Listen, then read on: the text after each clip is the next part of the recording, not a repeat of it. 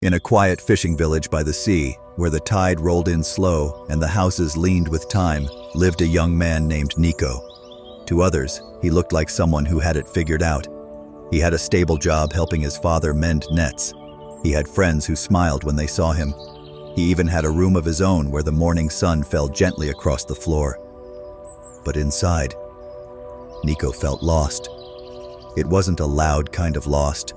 Not chaos, not panic, just a quiet confusion. Like waking up in a city where all the street signs are blank. He didn't know why he felt that way. Nothing was really wrong. Nothing had collapsed. But still, every morning when he opened his eyes, a single question hung in his chest like fog. Is this it? He tried to shake it, kept himself busy, read books, took long walks along the shore, but nothing touched that empty space behind his ribs. One evening, while repairing nets by lantern light, Nico asked his father, "Did you ever feel like you didn't know who you were?" His father paused, tying a knot. "I didn't think about those things," he said flatly. "I just did what needed to be done."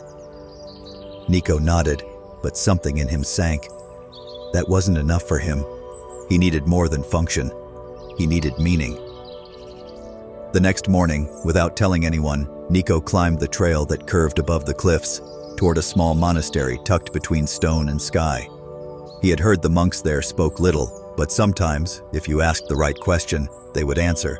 And so, when he arrived, sunburned and silent, he simply bowed and asked, "Why do I still feel lost, even though I've done everything right?" One of the elder monks looked at him for a long time, then said, "Because doing the right things and being in the right place are not the same." He gestured to a flat stone. "Sit, we'll begin there." Nico sat on the stone as instructed. The morning air was thin up here, sharper than the soft breeze of the village. Birds moved across the sky in slow patterns, and beyond the cliffs, the ocean stretched out like a mirror that refused to reflect anything back. The monk didn't speak. He simply sat beside him. Minutes passed, then an hour. Nico's thoughts began to race, first about the silence, then about what his parents might think, then about whether he had made a mistake coming here. And then, slowly, something stranger began to happen. His thoughts got louder, not because the world was noisy, but because he had never stopped long enough to hear just how noisy his own mind really was. He turned to the monk. "I don't think I know what I'm doing." The monk smiled faintly. "That's a good beginning." Nico looked confused. "It doesn't feel like one." The monk reached down, picked up a dry leaf from the ground and held it up. "You believe feeling lost means something is wrong. But this leaf," he said, "drifted here from a tree far away. It didn't make a mistake. It's simply between where it began and where it's going." Nico stared at the leaf. "You are not lost," the monk said. "You are just in the middle." Nico blinked. "But why does the middle feel so empty?"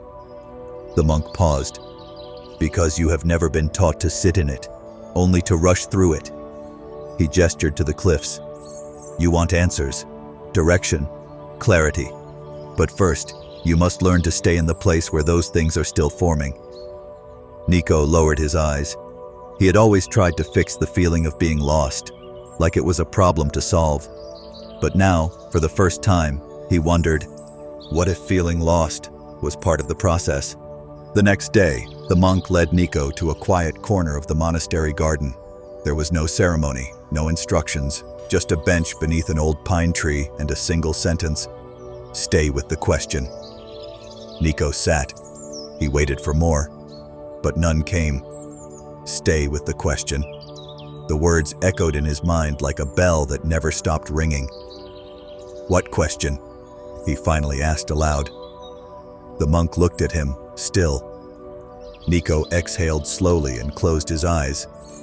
And then it came, not in words, but in weight. "Who am I, really?" It wasn't the first time he'd asked it, but it was the first time he hadn't rushed to answer. He let the silence carry it. He let the discomfort sit in his chest. He let the not knowing be real. And in that space, something unexpected rose. Not an answer, a memory. He remembered being 8 years old, sitting on the dock at night, watching the stars reflect in the water. No fear, no shame, no pressure to be anything, just stillness, just being. Before he knew about expectations, before he learned how to perform, before he started trying to be enough. He opened his eyes, and the monk was still there, watching without judgment. "You remembered something," the monk said. Nico nodded. "A version of me that didn't feel lost." The monk smiled. "That version never left. You just built too many layers on top of it." Nico's throat tightened. "I don't know how to find my way back." The monk gently touched his chest. "You don't need to go back. You need to go inward." Nico looked away, swallowing the ache rising in his chest.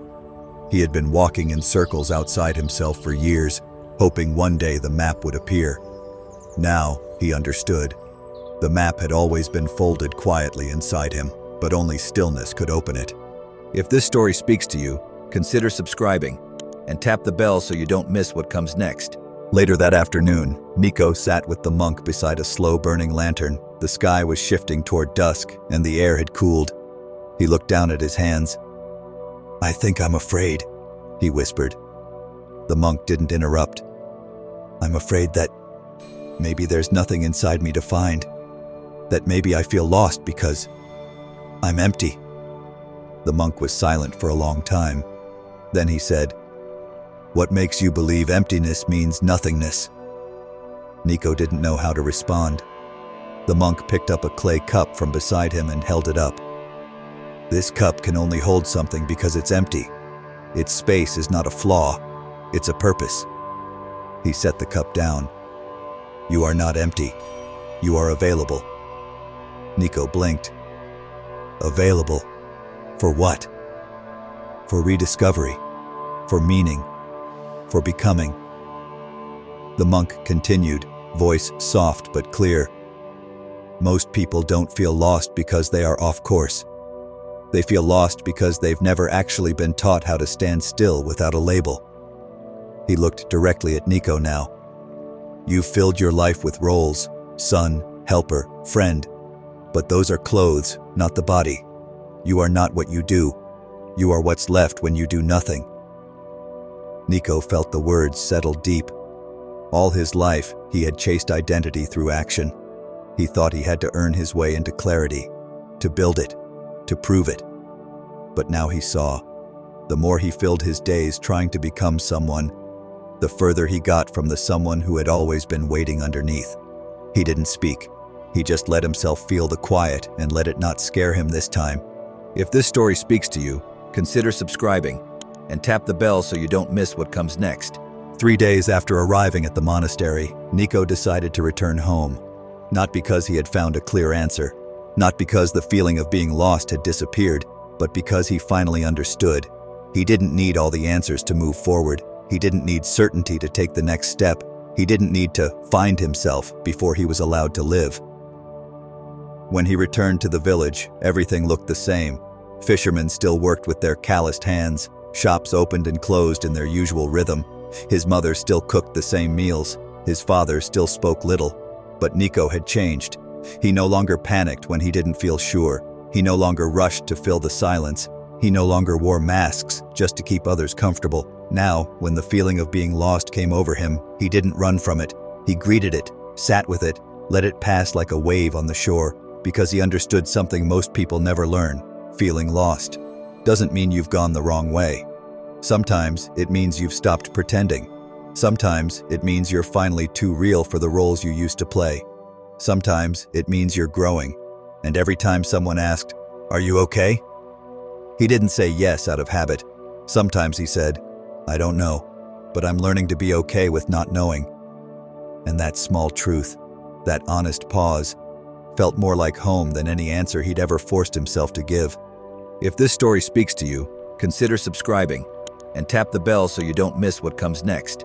One evening, not long after returning, Nico walked to the same hill where the sky met the sea. He sat beneath a familiar tree, the one he used to visit when life felt unclear. But this time, he didn't come for answers. He came to be still. The wind moved gently through the grass.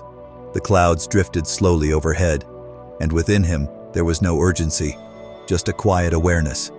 He was still a work in progress, still learning, still lost sometimes. But now, he wasn't afraid of that.